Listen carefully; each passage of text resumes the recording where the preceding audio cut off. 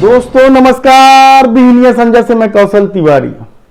पूरी देश को परेशान कर देने वाले नोटबंदी के फैसले पर अब सुप्रीम कोर्ट परीक्षण करेगा। उन्होंने आरबीआई और सरकार से साफ कहा है कि वे सारे डॉक्यूमेंट्स तैयार रखें और बताएं कि बोर्ड ने क्या फैसला लिया था, यह किस तरीके से हुआ था, आदि आदि। हालांकि सरकार की तरफ से कहा गया है कि यह वक्त की बर्बादी है, लेकिन क्या सचमुच नोटबंदी के बारे में जानना इस देश के लोगों के लिए हक में नहीं है? यह सबसे बड़ा सवाल है। क्यों नहीं जानना चाहिए इस नोटबंदी की वजह, इसके फैसले और सारे डॉक्यूमेंट्स इस देश के सामने क्यों सामने नहीं आना चाहिए? यह सबसे बड़ा सवाल है। सरकार क्यों बच रही है? यह दूसरा सवाल है। आप याद कीजिए 2016 के नवंबर महीने की उस घोषणा, जब अचानक 500 और 1000 के नोट बंद कर दिए गए थे। उस परिस्थिति पर हम आपको वापस कैसे ले जाएं? किस तरीके से लोग परेशान थे, घर घर टूटने की स्थिति में आ गया था। बैंक के कर्मचारी अधिकारी कतारों में लगे लोगों की परेशानियों को किस तरीके से झेल रहे थे और मानसिक दबाव में कितने ही बैंक कर्मचारी अधिकारियों की मृत्यु हो गई थी। लाइन में लगकर 150 लोगों के मारे जाने की रिपोर्ट भी सामने आई और प्रधानमंत्री कहते रहे कि हम नोटबंदी इसलिए कर रहे हैं क्योंकि आतंकवाद का कमर तोड़ना चाहते हैं। क्या आतंकवाद खत्म हुआ? सरकार ने दावा किया था, यानी प्रधानमंत्री नरेंद्र दामोदर दास मोदी ने दावा किया था कि नोटबंदी से नकली नोट खत्म हो जाएंगे। लेकिन आप आंकड़े देखकर हैरान हो जाएंगे कि 2018 हो या 2019 हो, नकली नोट और बहुत बड़ी संख्या में मिलने लगे। तो क्या इस देश को आर्थिक बदहाली में ले जाने के लिए ही 500 1000 के नोट बंद किए गए थे? विपक्ष के तमाम लोगों को समाप्त करने के लिए, आर्थिक रूप से कमजोर करने के लिए नोटबंदी किए गए थे? यह सबसे बड़ा सवाल है। 58 याचिकाएं लगी है और इस पर सुनवाई होनी है। सुनवाई करेंगे justice S Abdul Nazeer, justice B R Gavai, justice A S Bopanna, justice V Ramasubramanian और जस्टिस बी वी नागरत्ना की पीठ सुनवाई करेंगे।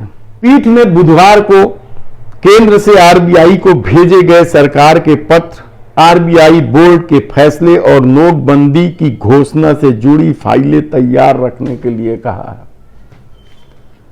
क्या इस देश में न्याय की उम्मीद कायम है? क्या नोटबंदी से परेशान लोगों की तकलीफों को लेकर सरकार कटघरे में आएगी? सवाल ये नहीं है। सबसे बड़ा सवाल तो ये है कि गुजरात के सहकारी बैंकों में किस पैमाने पर नोट बदलेगा। इस दौर में किस तरीके से भारतीय जनता पार्टी के कार्यालय बनते चले गए।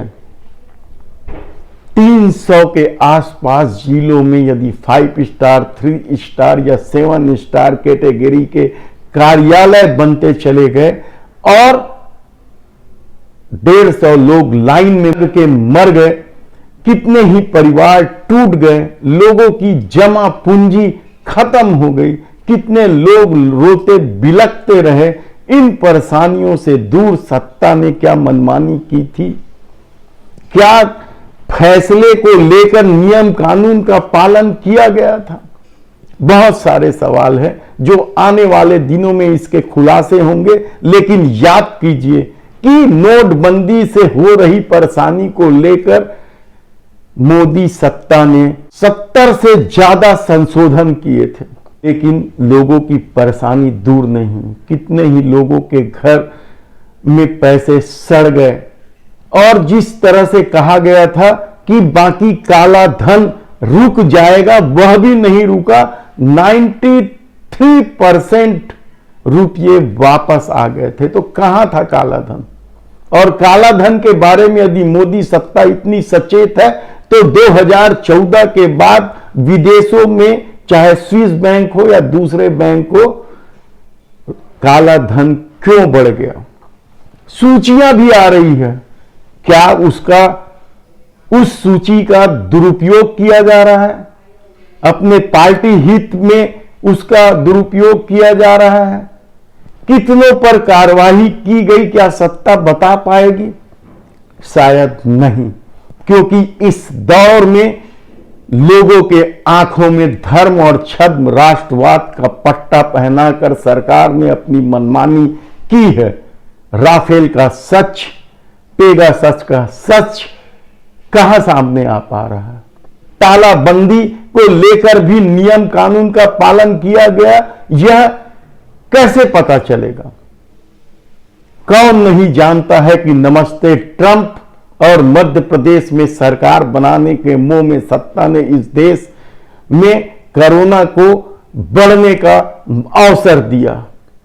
लेकिन क्या इस दौर में सब कुछ हिंदुत्व और छद्म राष्ट्रवाद के पट्टे तले या उसके जोध तले अंधेरा कर दिया गया है? निश्चित रूप से यही वस्तु स्थिति है। यकीन मानिए, जिस देश ने भी छद्म राष्ट्रवाद और अपने धर्म को बढ़ावा देकर काम किया है, उस देश को बर्बाद होने से किसी ने नहीं बचाया है। और ताजा उदाहरण श्रीलंका का है, जो धर्म के आड़ पर जिस तरीके से खेल खेला और बदहाली की स्थिति में पहुंच गया, वह किसी से छिपा नहीं है।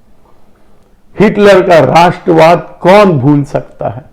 उसके बाद भी यदि हम यह सोच ले कि धर्म और छद्म राष्ट्रवाद के सहारे इस देश को चलाया जा सकता है या इस देश को बचाया जा सकता है, तो यकीन मानिए कि वर्तमान बदहाल स्थिति को लेकर जब भी इतिहास लिखा जाएगा या इतिहास में चर्चा होगी, तो उतने ही दोषी आम लोगों को भी करार दिया जाएगा। देश का विकास संविधान और कानून से होता है। देश भी उसी से चलता है, वही देश तरक्की करता है। लेकिन इस दौर में क्या कुछ नहीं किया गया? इस दौर में किस तरीके से खतरनाक ढंग से झूठ, अफवाह और नफरत फैलाई गई।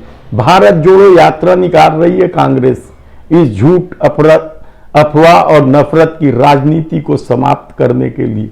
लेकिन क्या यह समाप्त हो पाएगा? ऐसे कितने ही उदाहरण हैं। सत्ता ने अपनी मनमानी से सब कुछ अपने में समेट लेने की कोशिश की और जनता ने हरा दिया, तो विधायकों और सांसदों की खरीद फरोख्त कर सब कुछ अपने अनुकूल कर लेने की रीति नीति बनाई गई। क्या यह राजनीति है? इस देश में जहां सत्य का बोलबाला रहा है, सत्य को लेकर लोग कुछ भी कर गुजरने को तैयार है, वहां क्या झूठ, अफवाह और नफरत परोसकर इस देश को तोड़ने की कोशिश नहीं हो रही है? निश्चित रूप से सब कुछ हो रही है। गुजरात में चुनाव है, देखिए क्या कुछ हो रहा है, किस तरीके से नौटंकी की जा रही है। अपने को पाक साफ बताने की कोशिश में दूसरों के पाप गिनाए जा रहे हैं। लेकिन क्या दूसरों के पाप गिनाने से खुद के पाप धुल जाते हैं? कतई नहीं। लेकिन इस दौर में जब हिंदुत्व का पट्टा बांध दिया गया है, तब यह सब कुछ संभव होता चला जा रहा है, जो देश के हित में कतई नहीं है। देश की आर्थिक बदहाली किसी से छिपी नहीं है। आम लोगों के सामने महंगाई सबसे बड़ा संकट खड़ा होकर आ गया है। अब तो खुदरा महंगाई दर 4.71 तक पहुंच गया है। लेकिन सत्ता के पास इसका कोई हिसाब नहीं है। वह जानती है कि फिर हिंदुत्व और छद्म राष्ट्रवाद के रसगुल्ले परोसे जाएंगे और लोग टूट पड़ेंगे उसे खाने के लिए। ऐसी स्थिति में आने वाले दिनों में क्या नोटबंदी का सच सामने आएगा, राफेल का सच सामने आएगा, पेगासस का सच सामने आएगा और तालाबंदी का सच सामने आएगा, देखना होगा। धन्यवाद।